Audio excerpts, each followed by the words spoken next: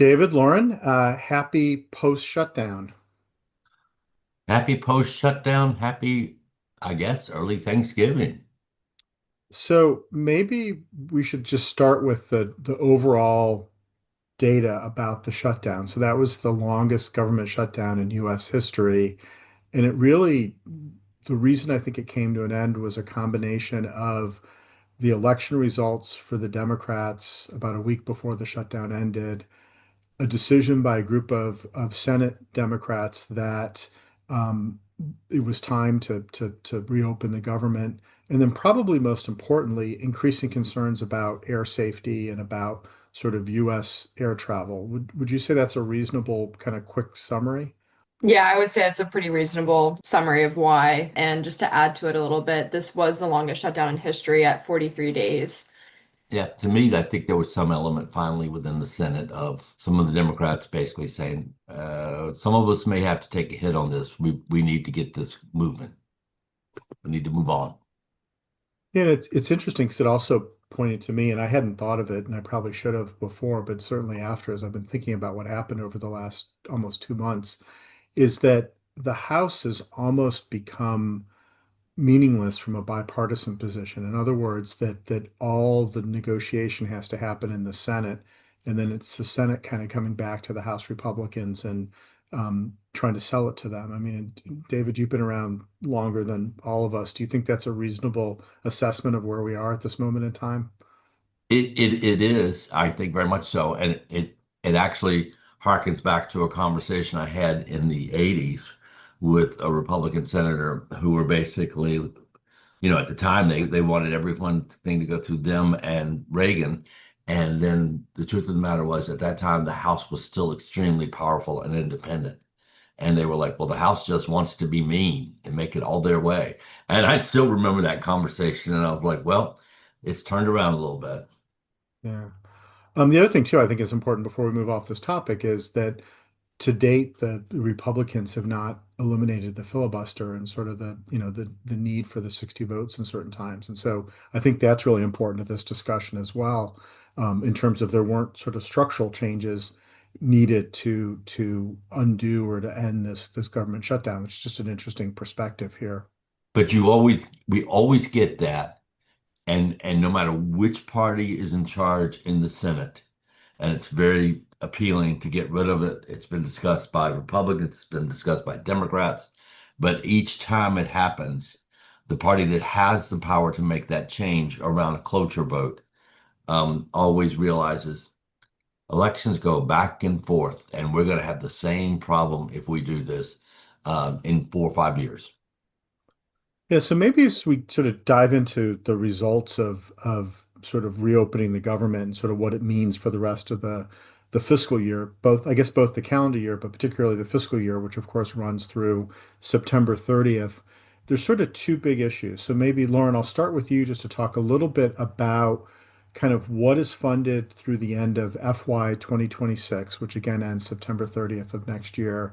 And more importantly, what is not funded through the end of the fiscal year and is included in the continuing resolution that expires on January 30th. So let's start with what is funded. So what do we quote unquote not need to worry about from a funding perspective? Thanks, Todd. So there were three appropriations bills that were funded through the end of 2026. The first is the Department of Veterans Affairs and Military Construction, and this package included $115 billion in discretionary funding for VA medical care, which is a bump of more than 2.3 billion from the prior fiscal year. The second is the Agriculture, Rural Development, and Food and Drug Administration Appropriations Bill, which fully restores and funds the nation's food assistance program. A big example of this is SNAP. The package also provides $6.9 billion in funding for the FDA, and it seems the agency has managed to avoid the administration's proposed cuts to its discretionary spending. And the last appropriations bill that was funded is for the legislative branch, which includes Congress. And in this one, they pretty much just beefed up their spending for security. I think it's also important to note that there were a few other things that are outside of funding that were negotiated into this bill, and this is particularly impacting federal employees. So part of the negotiations was getting confirmation that federal employees will receive back pay, and also the cancellation of more than 4,000 firings that were issued during the funding lapse beginning October 1st, and also a guarantee that no additional firings will go out through January. And of course, the agencies that were most impacted by this were the Department of Commerce, Health and Human Services, which we deal a lot with, and the Department of Education. So, sort of two follow-up questions maybe for you, David. One is, we're going to talk more about the implications for the Department of Health and Human Services, but I am curious as to your perspective about the RIFs and sort of rescinding those and potential implications. Well, it does. It is an interesting little point, and we should watch it. It is. It goes back to all politics are local. This is kind of considered the payback that Tim Kaine, Democratic senator in Virginia, who was running mate to Hillary Clinton when she ran for president. Um, this was the piece that he wanted and got. And of course, so many federal employees are in the state of Virginia. So in that, and for standing up and taking one for the team, so to speak, he wanted the rifts out, and he wanted to make sure there were no more between now and the end of January, and he got it. So, and I should say, just as a sort of specific situation that's breaking as we record, which is there is a member of the staff at NIDDK, Jenna Norton, who had been part of drafting the Bethesda Declaration, and she was put on administrative leave. So it does seem like, despite this agreement, there are some, there's still some pursuit of, if not riffing, at least. Putting people on leave who may disagree with the administration. We're just going to have to see how this plays out. But I do think this is an interesting development as we think about kind of the future of kind of the federal workforce, at least over the next couple of years, and sort of how much independence they have in Dr. Norton's case to, if you will, follow the science. That will be a very interesting part of what comes out of this. You're exactly right.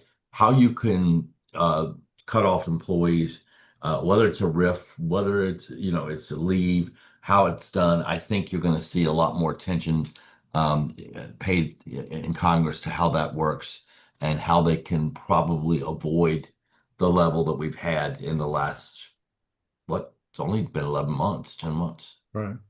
So, so I have to admit something, and I can't believe I didn't know this until today, which is I always thought because FDA is part of the Department of Health and Human Services, I always thought it was funded through the labor HHS appropriations bill, and it turns out that's not the case. That it's traditionally funded through the Agriculture, Rural Development, and FDA and related agencies. So sort of an interesting, and this is something I want to sort of do a deep dive on in terms to understand historically how we got to this point. But yeah, I understand that the F and FDA is for food, so that may be as simple of an answer as it is. But David, I'm just sort of curious as to there's an interesting thing that's playing out here because the administration has been very directive in terms of the public health service or the public health infrastructure.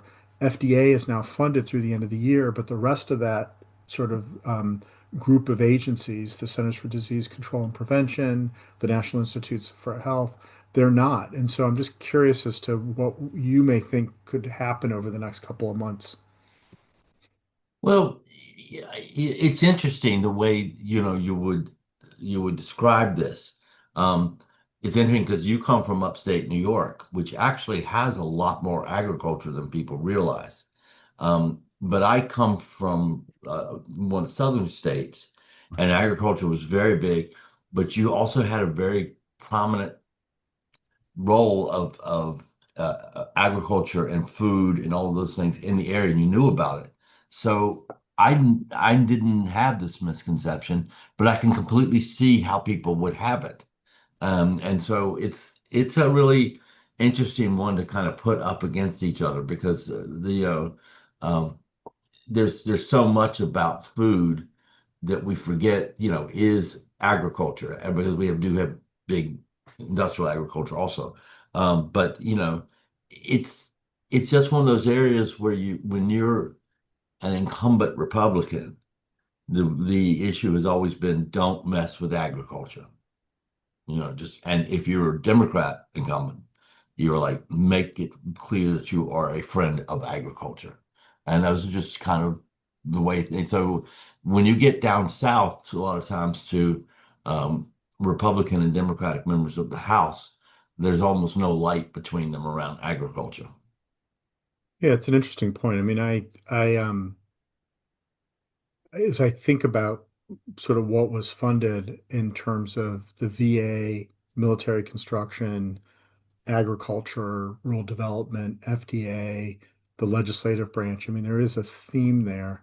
And Lauren, as you look at what didn't get funded through the end of the year and what, potentially could be in another shutdown in February if they're not able to reach agreement on some or all of these agencies moving forward, the rest of HHS is really there is a vulnerable target. I'm just curious as to how you think the next, say, 3 months will play out through the end of January, and then what's likely to happen sort of in February, March, April.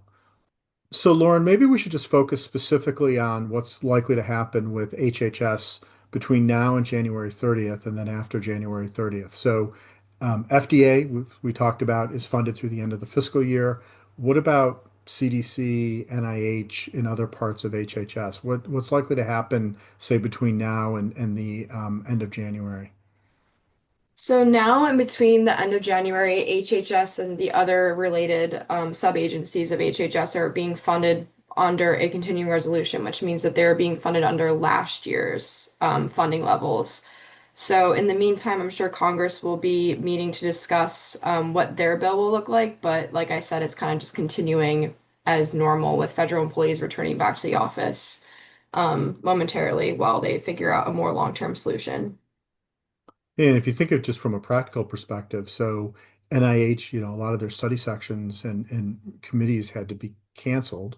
They now have to reschedule those. Those are likely to get rescheduled for January, February, and then they might be up against another shutdown. So you can sort of see how, on the one hand, the CR approach is good because you're getting the previous year's funding, so it's perhaps a higher funding level. On the other hand, it's so disruptive to the sort of how government works.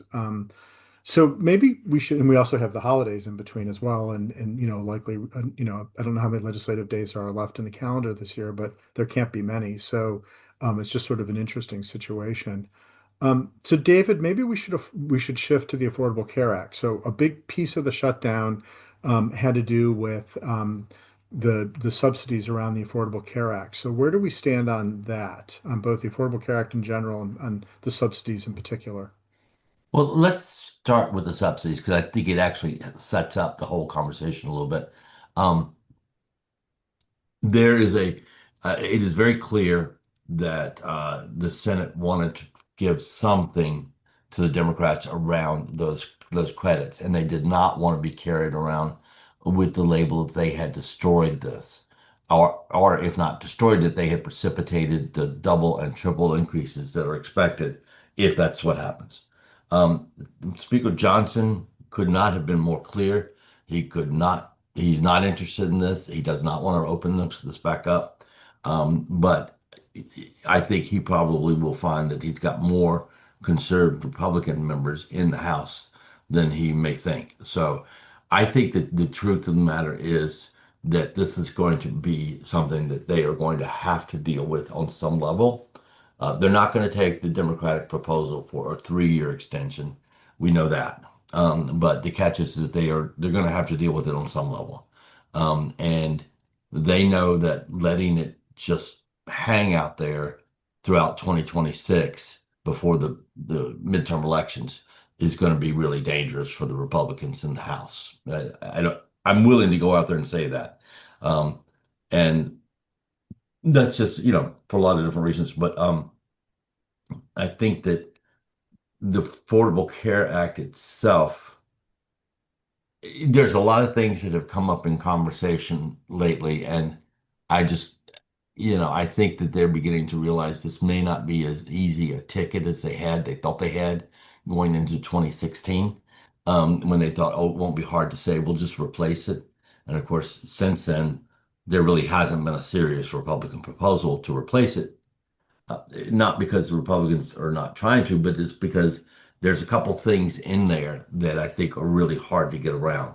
And one of which is that pre-existing conditions are now off the table. And I don't think that's going to come back. I think that's going to be very hard for them to come back with.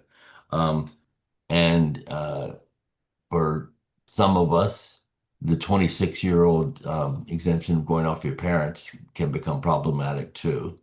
And uh, yeah, I used to have that problem, but it's gone. Uh, Yeah. so- Well, it's interesting, David. I'll give another perspective on that, which hadn't occurred to me until recently, which is if I had to predict, I think you're going to see a generation of Americans work longer until they're older than most projections, simply because if they had kids later in life, they'll want to have the parents are going to want to have their health coverage through their employers continue until their children reach 26. And so, again, I haven't done this math, and it's an interesting question for someone to look at, but I think you're going to have a group. You probably remember the Notch babies from back when you and I worked on the Hill. I mean, we may we have a mentioned that last time, the Notch yeah, we may babies. we may Yeah. have another version of Notch Babies where you have a group of U.S. adults who work much longer than they had planned, and I don't know what the implications of that are. I think your point about the 26-year-old cutoff is really important. I guess, Lauren, if you can help us with, David and I got right into the philosophy and we sort of missed the details. So when do the tax credits expire, and kind of what's likely to be just sort of the discussion over the next couple of months? So, before we dive into when the tax credits expire, I think it might be a good idea to step back and talk about what exactly these tax credits are and why Congress, particularly Democrats, are so worked up about it.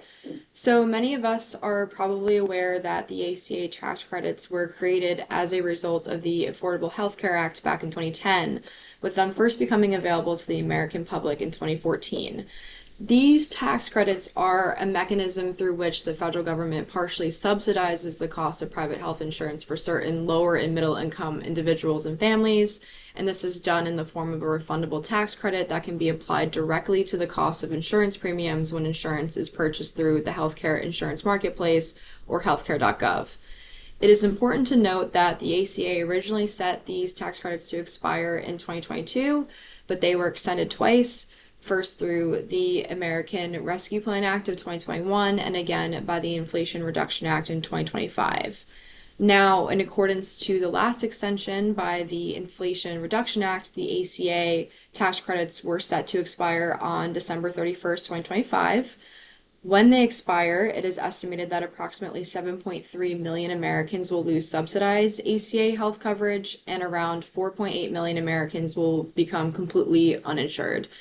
The loss of these subsidies are also projected to increase how much marketplace enrollees must pay by an average of 114%, from an average of $888 a year to nearly 2 grand a year, with certain areas seeing even higher increases. So the impact Let of me this add is something to quite that, Todd, to significant. think about because there's a different side to that, um, which as you look at private insurance, as we have through ASN, and people are also looking at the fact that depending on what the age of their spouse is okay, one of you may hit 65 before the other does. And so you're like going, well, I don't really want to push my spouse out of the private insurance we have and into Medicare. And that also is affecting, I think, how long people will work. Yeah, no, I think that's right. And so I think we've got this really interesting situation in terms of, um, because we're dependent on employer-based healthcare, everything relates back to the labor market. And, it's going to create, depending on what happens with the tax credits or the subsidies, however you want to put it, um, that's going to have, I think, an effect on the labor force. I mean, it's really interesting to sort of think through all these implications. I guess just to sort of close out, um, do you sort of what commitment did the Senate Majority Leader make to the Democrats who sort of are responsible for ending the shutdown? And I recognize that's a Senate only commitment, but just help us understand what's likely to happen in the Senate. Because I do think that has implications depending on how the public reacts to the Senate discussion around the future of the Affordable Care Act. So evidently, Leader Thune gave the indication to those 8 Democrats that they would have a vote, non-committal exactly when, but a vote on the issue sometime by mid-December. Um, and mid-December votes are generally set up to be votes that need to go through one way or the other, and that they usually are a little more contentious. They're usually related to another CR that might get them through the first part of this. Although they've taken that particular problem off the table by continuing all the others until the end of January. But there is real concern out there about how the public is going to react to the rate increases. One of the problems I think is that I think it may be too late. The rate increases are already going out, and they're seeing them, so that's not a good thing. Um, and maybe, maybe one of the things he calculated is the rate increases won't be as bad as was thought. And that might get a lot of people to go ahead and renew and while thinking that, if it happens this way and that they just go out of effect, it's not going to be that bad. I think that's a very risky strategy, but nonetheless, we'll see. But they would need to come back and vote then. However, as I said a few minutes ago, Speaker Johnson has not made any indication that he's interested in this. And the whip, Scalise, basically has already said that that was agreement with the Senate, not the House. Yeah, it's interesting because, path A is that the Senate ties us to a continuing resolution or some sort of government funding beyond January 30th, and it reverses what just happened, where then the House is not able to pass what the Senate did, which seems possible. Another path is that they just focus solely on the Affordable Care Act, and it sort of hangs out there as its own sort of political issue that the House is going to either have to deal with or ignore. Um, Lauren, just wanted to give you the last word here. As you think about kind of what's likely to happen over the between now and the end of the year, I'm going to force you to make one bold prediction.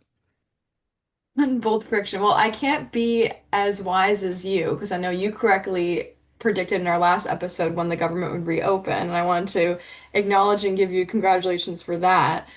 Um, Thank I you. think it's been a very interesting few months in DC and it will continue to be. If I had to make a bold prediction, I think that it's probably going to be likely that we see another government shutdown. I'm not sure if you agree, but there seems to be not a lot of compromise and negotiation between the two parties. So it's going to be really interesting to see how it plays out.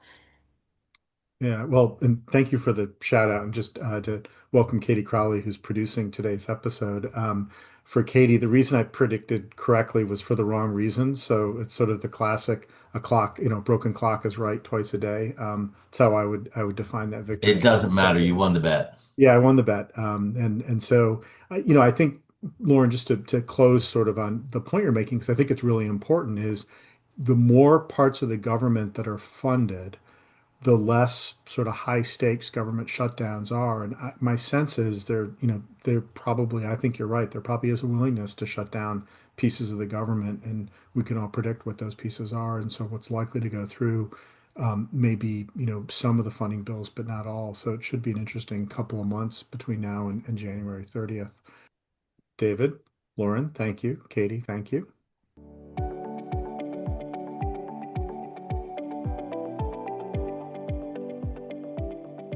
This podcast is copyrighted by the American Society of Nephrology. All rights reserved. All content in this podcast is for informational purposes only and is not intended to be medical advice. This podcast should not be used in a medical emergency or for the diagnosis or treatment of any medical condition. Please consult your doctor or other qualified healthcare professional if you have any questions about any medical condition or before taking any drug, changing your diet, or commencing or discontinuing any course of treatment. Thank you for listening to this podcast from the American Society of Nephrology.